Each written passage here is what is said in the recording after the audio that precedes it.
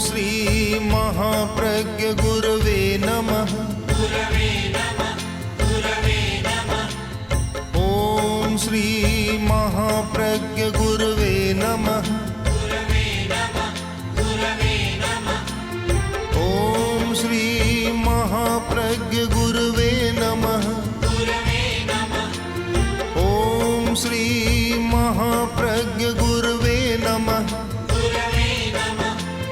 ओम श्री महाप्रज्ञ गुरवे नमः। आज असंयम बहुत ज़्यादा बढ़ा है। जैन लोगों को भी अणुव्रती होना बहुत जरूरी है। भगवान महावीर ने जब कहा दुबिये धम्मे पन्नते एगार धम्मे अणगार धम्मे, मैंने 2 प्रकार के धर्म का प्रज्ञापन किया है, एक अगार धर्म गृहस्थ का धर्म और एक अणगार का धर्म। तो अगार का धर्म है ये 12 व्रत हैं और 12 व्रत का आधारभूत सार पहला 5 अणुव्रत हैं। अणुव्रत आज की बहुत सारी समस्याओं पर विचार करें तो वे समस्याएं क्यों पनप रही है? इसीलिए पनप रही है कि जीवन में व्रत नहीं है, संयम नहीं है, असंयम है, असंयम। असंयम इतना ज़्यादा बढ़ा है, लोग कहते हैं बीमारियां बहुत बड़ी है, परंतु हम देखेंगे कि बीमारियां नहीं बढ़ी है, असंयम बढ़ा है। और जितना असंयम बढ़ेगा बीमारी बढ़ेगी, चोरी डकैती बढ़ेगी, अपराध बढ़ेगा और आतंक बढ़ेगा। सबका मूल आधार है असंयम, अव्रती। अव्रती जब आदमी होता है, कोई जीवन में व्रत नहीं होता, तो फिर वह सब कुछ कर सकता है। कोई रुकावट तो है नहीं, कोई प्रतिरोधक शक्ति नहीं जो रोक सके, तो वह सब कुछ कर सकता है। आज की समस्या को हम एक शब्द में परिभाषित करना चाहे तो वह है असंयम की समस्या, अव्रत की समस्या, सबसे बड़ी समस्या। राजनेताओं को कहते हैं कि आप लोग गाँवों के लिए, गरीबों के लिए कुछ करते नहीं। तो कहते हैं महाराज करना तो चाहते, करते भी हैं, किंतु जिनके लिए देते हैं वहाँ तक पहुँचता नहीं, पहुँचता है तो एक नमक जितना पहुँचता है। अगर हम 1 रुपया देते हैं तो गरीब तक 15 पैसा पहुँचता है, और आज की बात करें तो 5 भी मुश्किल से पहुँचता है। झारखंड में हमारे अहिंसा प्रशिक्षण के कार्यकर्ता कार्य कर रहे थे। जब उन आतंकवादियों से मिले, बातचीत हुई, आदिवासी जनजातियों से मिले, बातचीत हुई, तो उन्होंने कहा कि समाचार पत्रों में तो पढ़ते हैं कि सरकार हमारे लिए बहुत कुछ कर रही है, किंतु वास्तव में हमारे पास कुछ पहुंचता नहीं, बीच में ही गबन हो जाता है, बीच में ही खा जाते हैं। एक बहुत मोटा ताज़ा आदमी, बड़ा पेट, दुकान के आगे खड़ा था, आटे की दुकान थी, आटा बिक रहा था। एक दूसरा आया और बोला, तो उसने कहा कि आज तो आटा है नहीं, कम हो गया। तो उसने कहा अरे आटा कम कहाँ जाता है? आपको दिखाई नहीं देता, ये तूंद वाले खड़े हैं, आटा इनके पेट में चला जाता है, बाकी सारे भूखे रह जाते हैं। आज बुद्धि ने एक अपराध किया है। बुद्धि का बड़ा महत्व है। शुद्धा ही बुद्धि किल कामधेनु, बुद्धि को कामधेनु कहा गया, पर उस बुद्धि को जो शुद्ध है, आज बुद्धि शुद्ध नहीं है। आज बुद्धि का उपयोग दूसरों को ठगने में, जाल बिछाने में है। आपने देखा होगा, इन दिनों समाचार पत्रों में पढ़ा होगा कि अब एक रास्ता ऐसा निकला है कि मांगने की ज़रूरत नहीं, बस बैंक की डकैती करो और सब काम हो जाएगा। और इन दिनों में राजस्थान में बैंक की डकैती के कितने संवाद आए, समाचार पत्र पढ़ने वाले जानते हैं। नए नए तरीके, क्योंकि बुद्धि करा रही है। गांव का निर्बुद्धि आदमी, कम पढ़ा लिखा आदमी, वह बैंक की डकैती नहीं कर सकता। उसके लिए आज का एक चालू शब्द है एफिशिएंसी, दक्षता चाहिए, दक्षता। आज की सारी बुद्धि इस काम में लगी हुई है। चाहे तो बम विस्फोट करेगा तो बुद्धिमान करेगा, मूर्ख आदमी बनाना ही नहीं जानता और करना भी नहीं जानता। चाहे दूसरे को लूटेगा तो बुद्धिमान ही लूटेगा। तो मुझे लगता है कि आज बुद्धि पर पुनर्विचार होना चाहिए कि बुद्धि व्रत के साथ जुड़नी चाहिए। आचार्य भिक्षु, जो तेरा पंथ के प्रथम आचार्य, बहुत बुद्धिमान थे, बड़ी प्रबल बुद्धि थी। तो कुछ लोगों ने कहा कि महाराज आप साधु क्यों माने, आप में तो इतनी बुद्धि है कि ये आप 9 कोटि मारवाड़, जोधपुर का राज्य इतना बड़ा था, 9 कोटि मारवाड़ कहलाता, कि ये 9 कोटि मारवाड़ का राज्य चला सकते हैं, इतनी बड़ी बुद्धि है। तो आचार्य भिक्षु ने उत्तर दिया कि वाह बुद्धि किन कामरी जो पड़िया बांधे कार। बुद्धि वाही सराहिए जो सेवे जिन धर्म है, कि वही बुद्धि अच्छी है जो धर्म की साधना करती है, चाहे महाव्रतों की करे चाहे व्रतों की करे। और वह बुद्धि किस काम की, जो कर्म का बंधन होता है, दूसरों को ठगते हैं। आज तो ऐसा लगता है कि बुद्धि का सारा व्यायाम अणुव्रत के विपरीत हो रहा है, परिग्रह के संग्रह में हो रहा है। बुद्धि सारी उसमें लग रही है। आज बुद्धिमान बहुत ज़्यादा है, इतनी बुद्धि बढ़ी है, इतना कौशल बढ़ा है कि दुनिया भर की कंपनियों को देखे और वैज्ञानिक आविष्कारों को देखे तो लगता है कि अतीत में इतना बुद्धि का काम या व्यायाम नहीं हुआ था जितना आज हो रहा है। किंतु जितनी बुद्धि बढ़ी है उतना ही असंयम बढ़ा है। कहीं सीमा नहीं, सीमा नहीं। अगर 50 अरब आ गया तो वह चाहता है कि मेरा नाम और आगे आए, पहला नंबर मेरा रहे। आज सारी बुद्धि उधर जा रही है, प्रथम सूची में मेरा नाम आए, सारी बुद्धि उसमें लग रही है और ये असंयम बढ़ रहा है। खाने का असंयम कितना बढ़ा है आप जानते हैं, आज के छोटे बच्चे जानते हैं। छोटे बच्चे जितनी चीज़ें खाते हैं हम तो उनका नाम भी पूरा नहीं जानते। कभी कभी देखते हैं कि ये क्या है, नाम बताते हैं और ऐसे नाम है गड़बड़ के, क्या नाम याद भी पूरे नहीं रहते। इतने नाम बढ़ गए, इतना सारा हो गया। तो खाने में असंयम, व्यवहार में असंयम,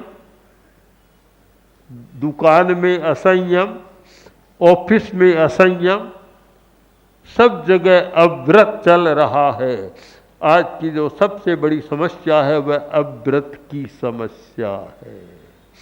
समस्याओं का बहुत बड़ा वर्गीकरण है, समस्याओं की बहुत बड़ी सूची बनाई गई है कि समस्या क्या है। भूख की समस्या, गरीबी की समस्या और भी बीमारी की समस्या, अशिक्षा की समस्या, ये सारी समस्याएं हैं। किंतु इन सारी समस्याओं की जड़ में जाकर देखें तो सबसे बड़ी समस्या बुद्धि की समस्या है। बुद्धिमान लोग समस्या पैदा कर रहे हैं और वे बुद्धिमान जो अव्रती हैं, अणुव्रती बुद्धिमान कभी समस्या पैदा नहीं करेगा, वह समाधान देगा। समस्या वही पैदा करता है कि जिसके पास बुद्धि तो हो गई और व्रत नहीं है, संयम नहीं है, वह समस्या पैदा कर सकता है। बुद्धि का काम भी ऐसा हो गया, एक समस्या को सुलझाते हैं। सरकार भी कितनी समस्याओं को सुलझाती है और नई समस्या पैदा हो जाती है। बुद्धि का भी काम, बुद्धिमान का भी काम है कि एक बड़ी समस्या पैदा कर दो जिससे छोटी समस्या को लोग भूल जाए। उनके सामने बड़ी समस्या पैदा कर दो, एक समस्या को सुलझाओ और दूसरी समस्या को पैदा कर दो। राजपथ और राजपथ के पास एक लिंक रोड कच्ची थी, कारें आती और फंस जाती। एक रात का समय, अंधेरा हो गया, कार आई गांव से और राजपथ पर हाईवे पर जा रही थी, बीच में फंस गई। मालिक था, स्वयं ड्राइव कर रहा था, नीचे उतरा और धक्का दिया, पर उतनी ताकत नहीं थी कि कार बाहर निकल जाए। तब देखा आसपास में तो एक झोंपड़ी थी, वहाँ गया और देखा तो एक हट्टा कट्ठा आदमी बैठा है।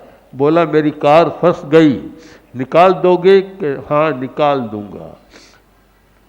क्या लोगे? कि 100 रुपया लूँगा। 100 ज़्यादा है, यहाँ तोल मोल होते हैं, आते आते 10-20 पर आ गए कि इतना लूँगा।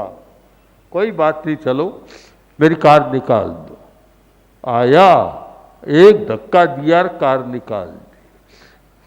उसने 10-20 रुपये दे दिए, बोले कि तुम्हें तो कहीं नौकरी करने की ज़रूरत नहीं है।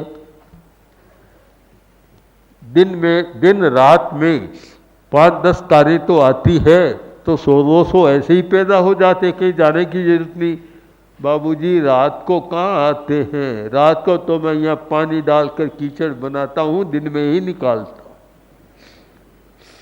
बुद्धि का काम एक समस्या को सुलझाओ और दूसरी बड़ी समस्या पैदा कर दो। आज कुछ ऐसा हो रहा है। बहुत सारे राजनीतिज्ञ लोग, बहुत सारे वैचारिक क्षेत्र में काम करने वाले लोग और बहुत सारे योजना बनाने वाले जो लोग हैं, बड़े बड़े स्थानों पर बैठे हैं, बहुत बुद्धिमान है।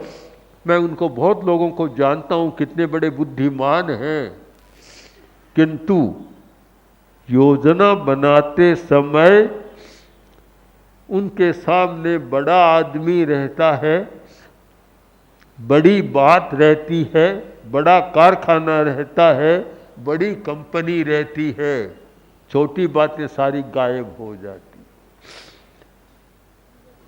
आज की यही सबसे बड़ी समस्या। अगर हम समस्या का समाधान करना चाहें तो हमें 2 श्रेणियों में से एक अव्रती की श्रेणी और दूसरी व्रती की श्रेणी, व्रती श्रेणी का विकास करना होगा। आज जयपुर की आबादी 40 लाख लोग कहते हैं, लगभग 40 लाख है। 40 लाख में व्रती कितने और अव्रती कितने?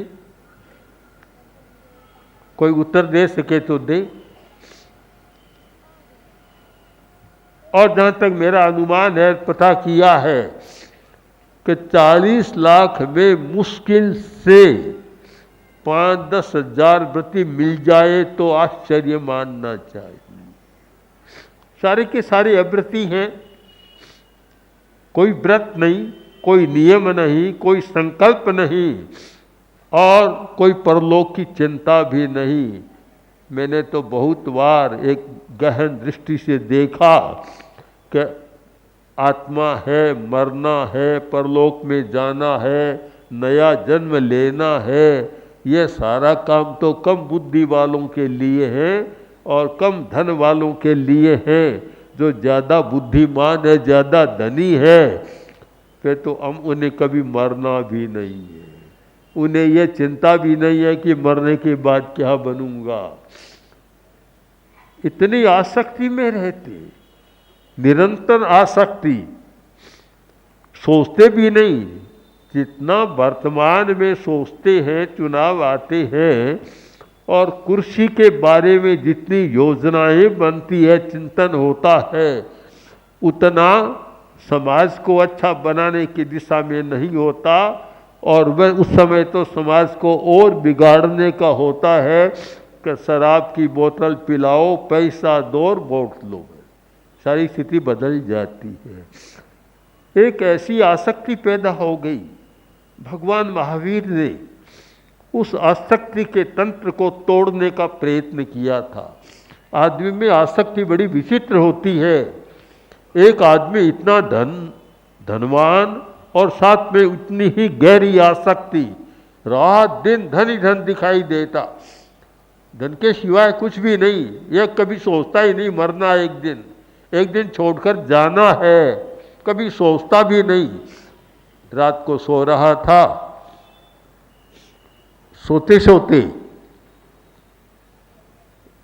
कुछ फाड़ना शुरू किया। फाड़ना, जब फाड़ने की आवाज आई, पत्नी पास में थी, जाग गई।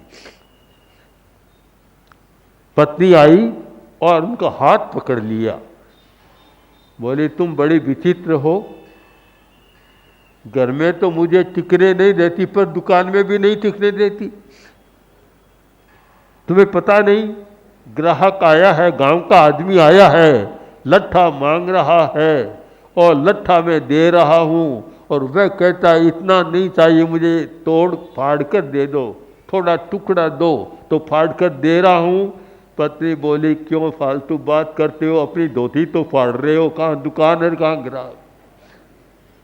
आसक्ति में कुछ पता नहीं चलता। आसक्ति का बंधन इतना तीव्र होता है कि आदमी सच्चाई को पहुंच नहीं सकता। आज अपेक्षा है आसक्ति के चक्र को तोड़ने की। इतना गहरा चक्र है। एक आज कोई द्वंद्व है तो शायद आतंकवादियों से जितना नहीं, उतना आसक्ति के चक्र से है कि पूरा समाज आसक्ति के चक्र में है। आतंकवादी भी कोई क्यों बनता है? कौन पिता अपने पुत्र को मरने के लिए भेजेगा? वही धन का लोभ, वही धन की आसक्ति, वही सुविधावाद और धन, बस इन दो का चक्र चल रहा है। इस समस्या को भगवान महावीर ने देखा था और उससे सुलझाने के लिए कि समाज सुखी कैसे रह सके, अणुव्रतों का गृहस्थ के लिए विधान किया था, 12 व्रतों का किया था। पर उनमें से आज अगर संग्रह की सीमा,